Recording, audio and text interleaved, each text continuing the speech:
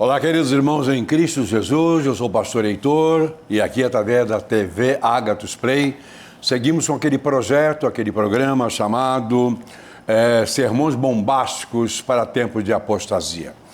Nesta manhã, nesta tarde, nesta noite, porque eu não sei qual horário que você estará assistindo este sermão, quero desejar que a graça e a paz do Senhor Jesus Cristo esteja com todos nós nessa jornada de vida. Nesta hora vamos para o sermão bombástico desta ocasião. Eu gostaria de convidar a todos a que olhassem nas suas Bíblias, no livro de Romanos, carta de Paulo aos Romanos, no capítulo 2, no versículo 16. Interessante que é um versículo isolado.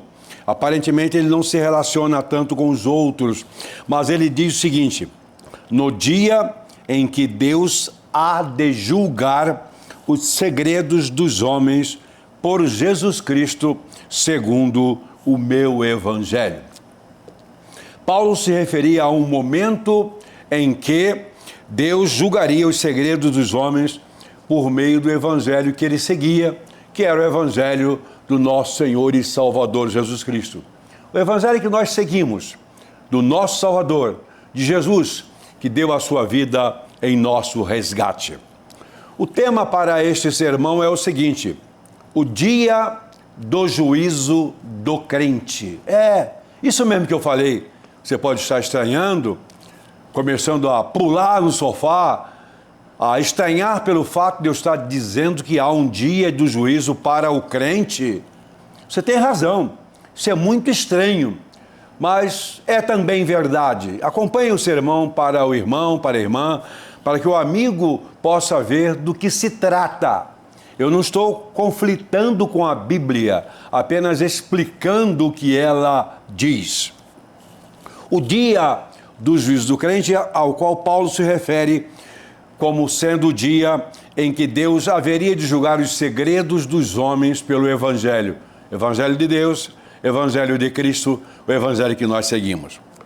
Queridos irmãos em Cristo Jesus, irmãs, pastores, líderes, presbíteros, diáconos, apóstolos, etc, etc. Falar em dia do juízo assusta muita gente. Positivamente, até eu, quando jovem, ouvia falar do juízo final, eu me via assustado, porque não tinha certeza de nada. Tomava esse dia do juízo como um dia de pânico geral para toda a humanidade. Na verdade, não será assim. Será dia de pânico, de desespero, corretamente para os perdidos, mas será também um dia de glória por excelência para os salvos. A verdade é que assusta muita gente e pode assustar a você também. Não há problema, não há nada de errado nisso, porque realmente o dia do juízo será um dia assombroso, sobretudo para aqueles que não têm certeza da salvação, da vida eterna. Para aqueles que não abriram o coração para a pessoa do Senhor Jesus Cristo. Mas quando a gente fala em dia do juízo, e nesse particular, o dia do juízo do crente, alguns mais esclarecidos teologicamente, preparados, pastores, líderes, intelectuais, podem questionar, e com razão, mas o crente não está salvo e livre de qualquer condenação? É verdade, sim. O crente está salvo, livre de qualquer condenação. Por isso ele não vai para juízo. Ele não vai para juízo final. Ele não vai no processo de introdução na eternidade para qualquer tipo de julgamento. Só o tribunal de Cristo, que também não é para julgamento, é para concessão dos galardões. Não tem nada a ver com ganhar ou perder a salvação. A salvação já estará garantida. Então é verdade o que você está pensando aí. O crente não entra em condenação, não entra em julgamento, em qualquer tipo de juízo. Mas então de que eu estou falando? O que eu desejo abordar, meu querido irmão, minha querida irmã, meu caro colega, a pretexto da expressão juízo, da palavra juízo, eu quero falar que não se trata do juízo final. Não. Pois em nenhuma condenação há para os que estão em Cristo Jesus, é o que a Bíblia diz. E nós, crentes em Cristo, estamos nele. assegurados nele, fundamentados nele, temos nossos pecados todos lavados, redimidos pelo sangue de Cristo. Portanto, nós não vamos entrar em condenação alguma, certamente. Mas Deus trará à tona, trará às claras todas as coisas ocultas daqueles que se dizem seus servos. É isso que eu chamo de juízo do crente, dia do juízo do crente. Quando Deus vai trazer à tona, mostrar para toda a sociedade, para a igreja, para os crentes, para os irmãos e para os incrédulos, as coisas ocultas que os crentes fazem, que os crentes realizam, que os crentes mantêm obscuras, presas, todas as suas iniquidades vêm à tona. Isso é o dia do juízo do crente-se. Trata-se do dia do juízo sobre os segredos dos homens. O dia que o Senhor julgar os segredos dos homens pelos parâmetros do Evangelho. Tudo que se encontra escondido será revelado. No reino de Deus, Deus não coopera com qualquer coisa para que seja escondida. Se você, pastor, vive controlando, administrando a sua igreja, escondendo uma coisa ou outra, tapando uma ou outra, tendo condescendência com um e não com o outro, enfim, mostrando à sociedade uma igreja perfeita, quando na verdade está cheia de podridão, você está descontentando a Deus, está trabalhando contra Deus. As verdades, sejam elas boas ou ruins, sobretudo as ruins, têm que ser mostradas, têm que ser escancaradas, para que possam ser purificadas, para que possam ser resolvidas. Tudo que se encontra escondido, meus queridos irmãos em Cristo e amigos também, tudo que se encontra escondido será revelado. Ah, será? Você é crente, tem coisas sujas da sua vida, adultério, roubo, isso ou aquilo, desonestidade grande ou pequena, aquilo que se chama de bobagem, aquilo que se considera muito grande, você tem coisas escondidas, saiba, virá à tona no momento em que você menos espera. É necessário que isso venha à tona, para que a igreja, o corpo de Cristo, seja liberto, seja livre, seja purificado. Esse é o dia do juízo sobre os segredos dos homens, daqueles que são crentes. Deus não tem compromisso nenhum com os incrédulos. Coisas sujas dos incrédulos, dos perdidos, não diz respeito a ele. É problema dos homens com suas esposas, com suas sociedades. Mas dentro da igreja, Deus tem compromisso e traz à tona toda a podridão. Eu tenho 52 anos de pastor, dirigi muitas igrejas e encontrei casos gravíssimos nas igrejas, escondidos, que Deus me deu o privilégio de trabalhar para trazê-los à tona. Num primeiro momento, aquilo causou um mal-estar enorme na igreja, mas não foi eu. Foi uma pessoa ou as pessoas. E logo depois a igreja entrou naquela paz que Cristo dá para o crescimento, para a libertação. O dia do juízo, portanto, é sobre os crentes, carnais, mentirosos, iníquos. Isso, meus queridos irmãos e amigos, ocorrerá aqui na terra, enquanto você estiver vivendo nos tempos da igreja. Não lá no futuro, não. Não é próximo da eternidade, não. É aqui e agora. Queridos, tudo a seu respeito que você vem mantendo as 7 chaves. Olha a expressão que eu uso.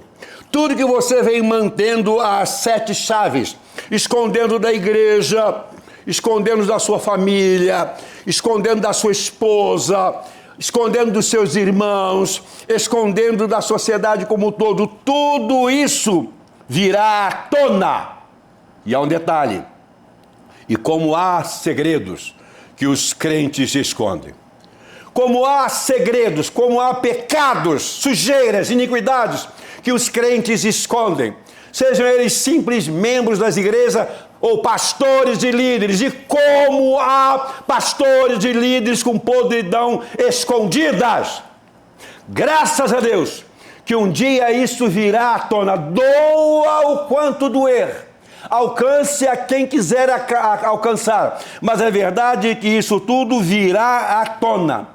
Ontem eu conversava com um pastor, um líder, um presidente de convenção que disse, e como há pastores com 2, 3, 4 mulheres na mesma igreja, adúlteros com as suas ovelhas, e como há...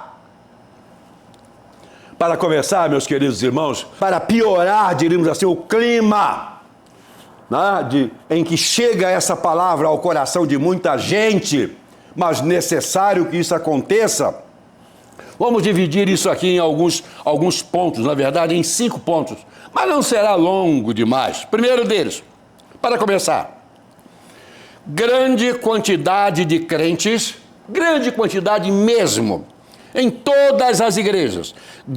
Não digo grande quantidade em todas as igrejas, mas os há em todas as igrejas. Grande quantidade de crentes que esconde pecados de qualquer natureza, não importa. Pecado é pecado. Não existe pecado, pecadinho, pecadão. Existe pecado. Aquilo que você pensa que é pequeno vai fazer, sem dúvida, um grande estrago na sua vida, na vida dos outros, na vida da igreja. Certo? Não fica achando que existe pecado, pecadinho, pecadão. Então, por exemplo, furtos, roubos, apropriação indébita, dinheiro que você deve a seu irmão e não paga, que pega emprestado agora e diz, não, amanhã eu lhe dou e nunca mais. Atrasos de pagamentos, fornicação, adultério, prostituição, quantas e muitas outras coisas. Os crentes são eficientíssimos nesse mistério, nessa capacidade de esconder coisas podres. Pastorei em muitas igrejas e eu via gente com a cara de pau, participando da ceia, servindo a ceia, fazendo isso, fazendo aquilo, com a podridão por baixo. E quando eu descobri, eu ficava apavorado, mas Deus me deu a misericórdia e a força e a coragem de trazê-los à tona sem me comprometer. Isso causou, sim, uma dor muito grande na igreja, mas é a dor de quem arranca um tumor. E não era eu quem estava arrancando, era Deus. Eu era tão somente uma ferramenta muito pequena. Os crentes são eficientíssimos nessa capacidade de esconder, de manipular, de envolver e até acusar os outros.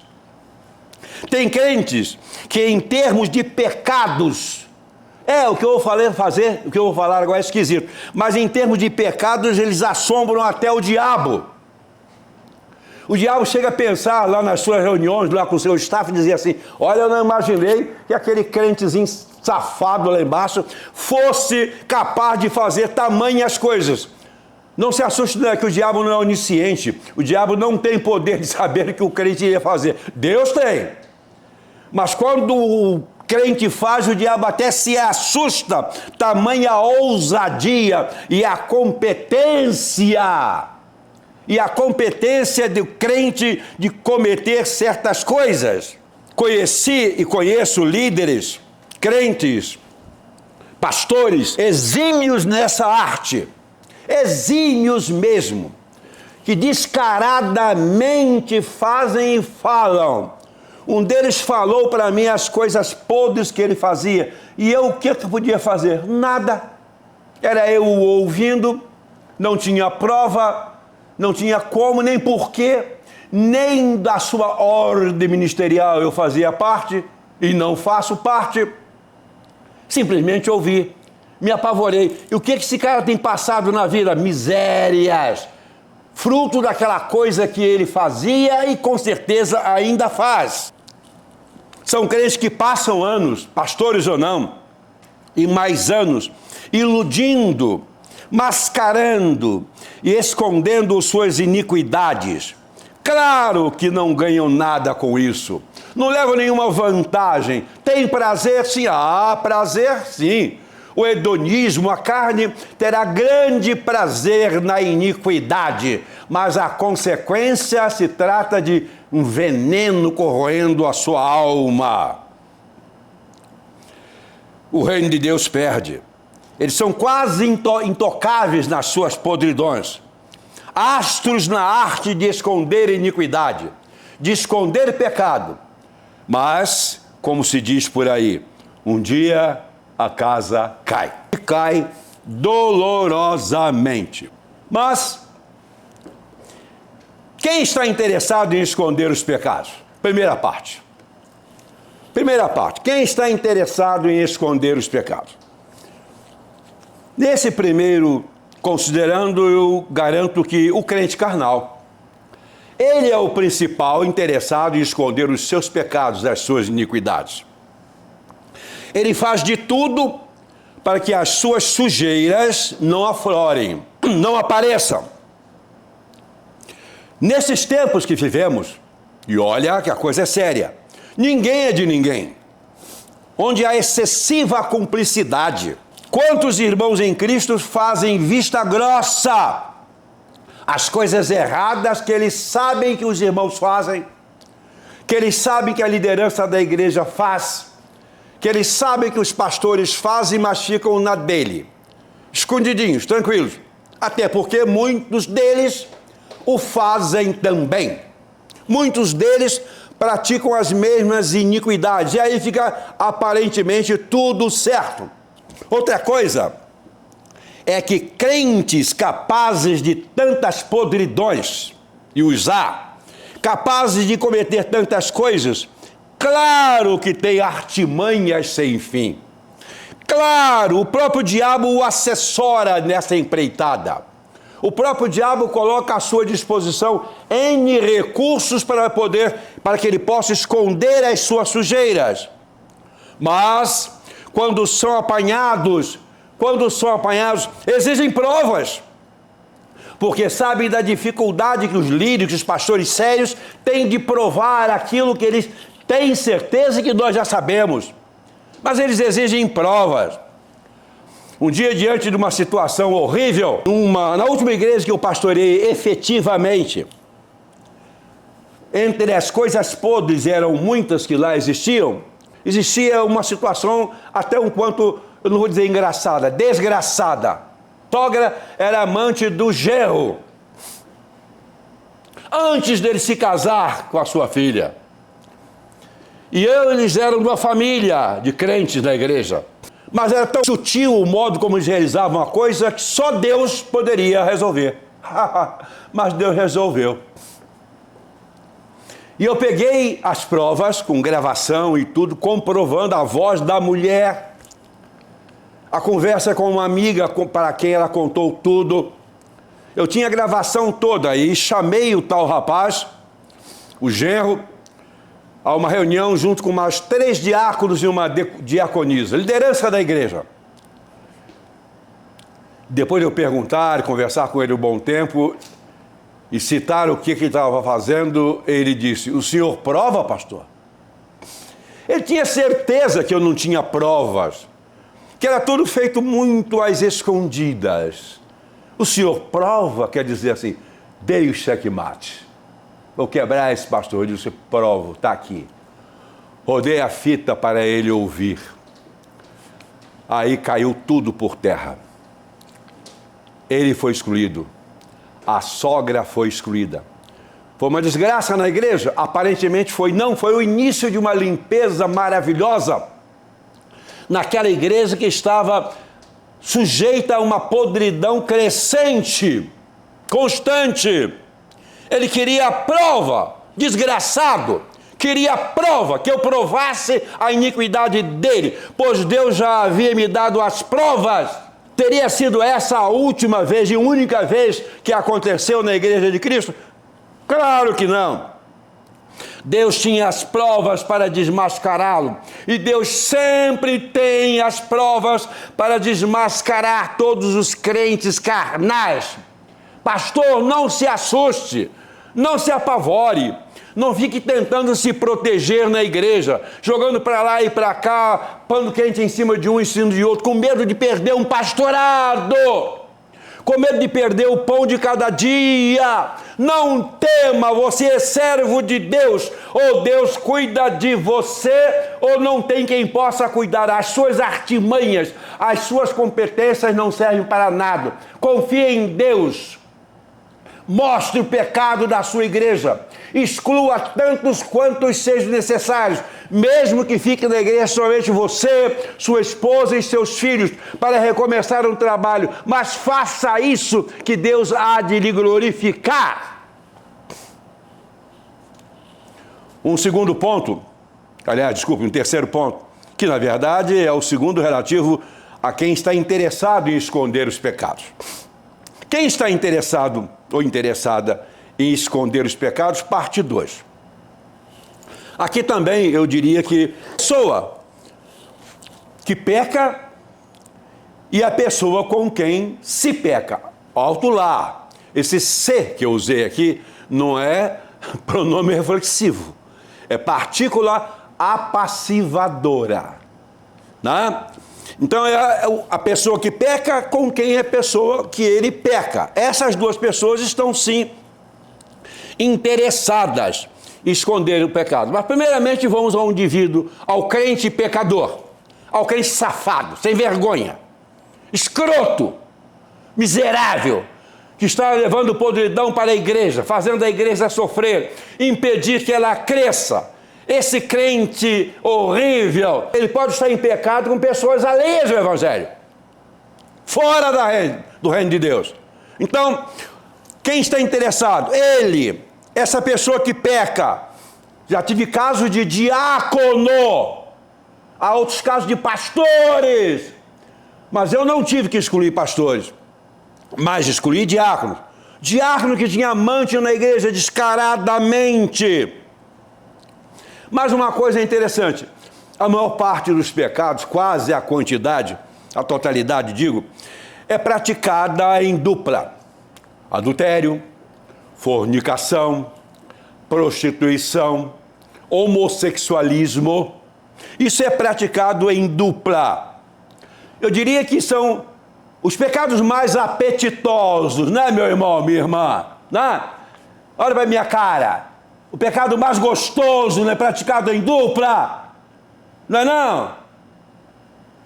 Pois bem, o seu parceiro de iniquidade, esse parceiro de iniquidade sabe do que você está praticando com ele. E Deus é testemunha de tudo. Deus é testemunha de tudo. O que é curioso, meus queridos irmãos, está no fato que as coisas proibidas e escondidas parecem ser as mais interessantes, as mais agradáveis. Por causa desse prazer, quantos crentes nem se preocupam com o estrago que está acontecendo na igreja e com a miséria e o estrago que vai acontecer na sua própria vida e na sua família. E depois, quando as coisas ruins vão acontecendo com esposa e filhos, eles ainda dizem: mas pastor, em que eu errei?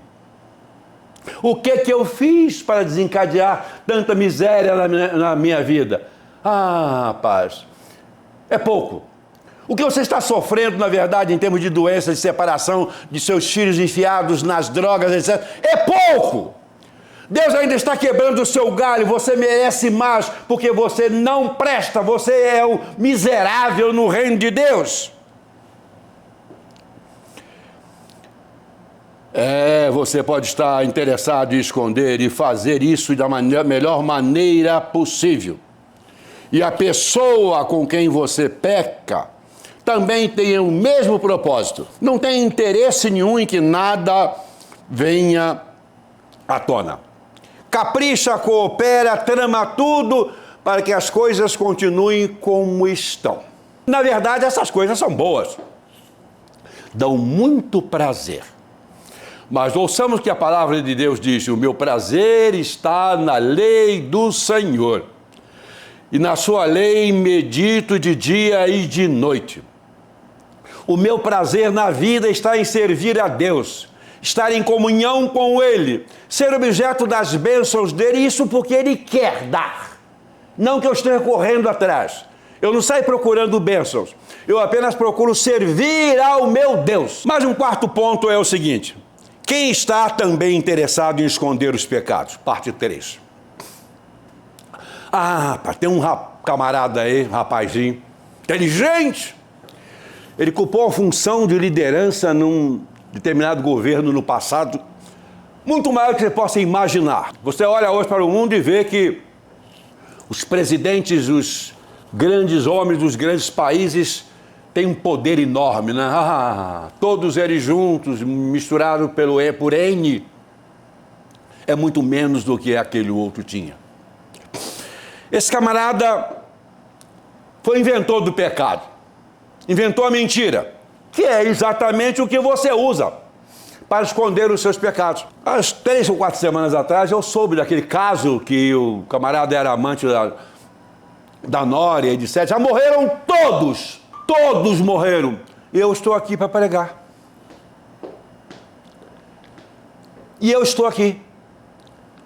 Isso tem cerca de 40 anos quase. Já morreram todos. Não, nem tanto, acho que uns 30. Uns 30 anos. Já morreram todos. Até de bobeira, bobagem. Mas quem está interessado em esconder os pecados, além daqueles que estão envolvidos diretamente? Aquele camarada que eu disse que ocupou um cargo maravilhoso, que é o diabo. O diabo está interessado. Sabe por quê?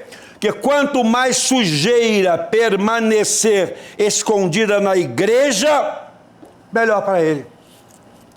Quanto mais podridão estiver por trás da vida dos crentes, na vida dos crentes, em suas famílias, na igreja. Vem um coral lindo, maravilhoso, cantando, que é extraordinário. Vai olhar a vida daqueles cantores e cantoras ali, conjuntos, músicos, etc. Vai olhar a vida dessa gente. Pregadores entusiasmados que fazem conferências lindas e às vezes até muitas almas se decidindo para Cristo. Vai olhar para a vida deles.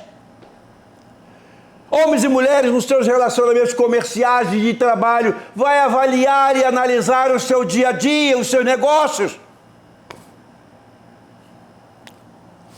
Quanto mais sujeira permanecer na igreja, é isso que ele quer, porque essa podridão interna na igreja impede a operação do Espírito Santo e o convencimento do pecado e da justiça e do juízo no coração dos incrédulos que ali estiverem. Que está um incrédulo assistindo um culto maravilhoso, música, pregação extraordinária, aí o pregador fala de Jesus, da necessidade dele abrir o coração para ter os seus pecados purificados, e o pecador olhando assim: mas você, meu camarada, me deve não e paga. Mas eu sei daquele caso que você tem com fulana de tal.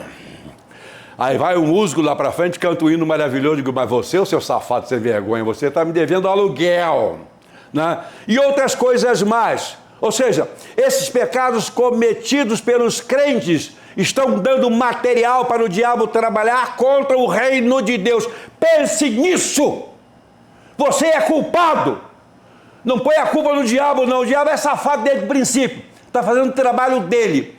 Mas ele faz muito bem o trabalho que ele tem proposto. Muito melhor do que crentes no serviço ao Deus vivo.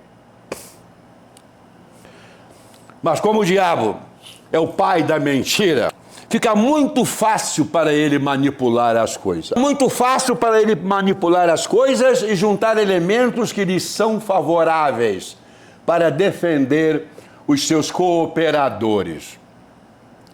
Já sabemos muito bem que nós somos cooperadores de Deus, ok? Que coisa boa. Eu me sinto muito bem sendo um cooperador de Deus. Eu trabalho para Deus. Atualmente na minha vida eu não faço nada para mim. Meu irmão, é verdade. Eu não faço nada para mim porque Deus já fez tudo por mim. O que estou fazendo é para Ele. Se Ele quiser que eu pare, eu paro. Se Ele quiser me matar agora, Ele me mata. Me levar para a presença dEle, do jeito dEle, como eu creio, etc. Tudo bem. Eu não estou reclamando de nada. Não estou fazendo nada para ganhar dinheiro. Eu estou trabalhando para o reino de Deus e Ele é minha testemunha. São as únicas coisas em que eu penso atualmente: o reino de Deus, a pregação do Evangelho, servi-lo fielmente. É isso que eu quero. Eu não preciso do diabo para me ajudar, não. Mas pode ser que você tenha o diabo com seu grande ajudador. Através da mentira e da manipulação, vai ficar muito caro para você. O arsenal de mentiras que o diabo possui é inimaginável. É grandioso. Eu posso garantir uma coisa: ele usa muito mais a mentira e a sua capacidade de persuasão e de manipulação a serviço dos crentes na iniquidade do que propriamente num mundo que está perdido nele. No mundo que está morto nele, o mundo jaz no maligno. Ele não gasta energia com o mundo, não precisa. Os pecadores e os iníquos sabem trabalhar naturalmente e sozinhos. Mas ele gasta muita energia, talvez com você. Talvez com você, pastor, presbítero, diácono, apóstolo, seja lá o que você utiliza como título, membro de igreja, cantor, cantora, instrumentista, regente, diácono, diaconisa. Você pode estar dando muito trabalho para o diabo para lhe proteger no seu dia a dia de iniquidade. Um quinto ponto, e último. Quem está o tempo todo, empenhado em trazer à tona todas as sujeiras. Você sabia? É o diabo, não. Não o pastor da sua igreja, não. Quantas vezes esse pastor também tem lá o seu rabo preso? Não. Quem está o tempo todo empenhado em trazer à tona todas as coisas, sabe quem é? É Deus. Mas algumas coisas precisam ser ditas a respeito de Deus inicialmente. Ele é o Todo-Poderoso, o Criador dos céus e da terra. Ele não conhece limites. Não existe impossível para ele. Ele realiza no tempo dele, de acordo com a vontade dele, todas as coisas. E não há artimanha neste mundo, nesta terra, que ele não desbarate. Não há tramóia que ele não coloque sobre a mesa, com todos os pontos à mostra, visíveis para todos. Nada existe escondido que ele não revele, que ele não possa revelar. Não brinque com Deus. Não brinque com Deus. Não aposte que você seja mais esperto do que ele. Não acredite nisso, você vai se ferrar, e glória a Deus por isso. Eu fico feliz quando vejo um crente se ferrando. Não, eu não sou sadomasoquista. Não, eu não tenho prazer na desgraça do crente que se ferrou por causa das suas iniquidades. Eu não tenho prazer pelo prazer. Eu fico alegre porque Deus manifestou a sua justiça. Deus manifestou a sua justiça. Deus é perfeito em tudo. Se aparentemente ele demorar a agir na igreja ou na sua vida, na vida de quem quer que seja desses crápulas que estão no reino de Deus, se aparentemente ele estivesse demorando, pior para você, pior para o iníquo. Ele não leva desvantagem. Deus não perde nada nunca, mas as pessoas perdem. Tomara que Deus haja o mais rápido possível e o mais dolorosamente possível à proporção da sua iniquidade, da sua igreja, do seu rebanho, na proporção das sujeiras que vocês praticam, que ele haja poderosa e rapidamente, mostrando ao mundo todo o que ele está fazendo. Difícil esse discurso, não é? Quantos pastores vocês conhecem que pregam assim? Quantos? O seu? Desculpe, mas é provável que não. São muito poucos. São muito poucos. Olha, só para lhe avisar mais uma vez, Deus está no seu encalço. Está rentinho ali atrás do seu calcanhar. Seja você quem você for. Não existe ninguém protegido, preparado. Você pode ser um pastor, um presbítero, um diácono, um bispo, uma autoridade, um pastor presidente, um conferencista. Quero garantir a você o seguinte: sua posição não impressiona a Deus e nem mesmo a sua queda vai causar qualquer prejuízo ao reino de Deus. Não vai não. A sua queda, o desbaratamento da sua vida, da sua igreja, do seu ministério, da sua família, não vai trazer qualquer prejuízo para o reino de Deus. Sabe por quê? Porque é mistério que venham os escândalos. Para que o pastor Heitor foi buscar esse texto? Podia deixar de citar esse texto no final do sermão. Para que isso? É o que a Bíblia diz. É mistério que venham os escândalos. Ai daqueles pelos quais os escândalos vêm.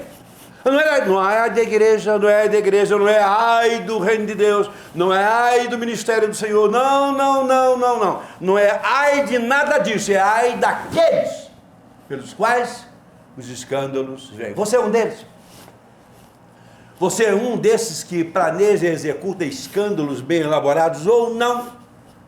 Se você é, põe o seu joelho no chão, se arrependa. Ah, mas eu sou um pastor, presidente. Estou com a vida suja agora, uns anos atrás, um pastor mandou matar a nora, que era amante dele, em São Paulo. Pastor presidente de uma grande igreja. Verdade. Encomendou a morte da sua amante, a sua nora. Meu Deus do céu. A casa caiu para ele. E cai para você também. Ajoelhe-se, arrependa-se, mude de vida, porque é isso que Deus quer para a sua igreja, para os seus filhos aqui na terra. E a minha palavra final é que Deus lhe abençoe, mas que Deus não deixe de lhe repreender condignamente. Amém. Deus a todos abençoe. Muito obrigado. Todo o primeiro sábado do mês, um sermão desse, goste ou não goste, mas será para a edificação, para o bem-estar do reino de Deus. Amém.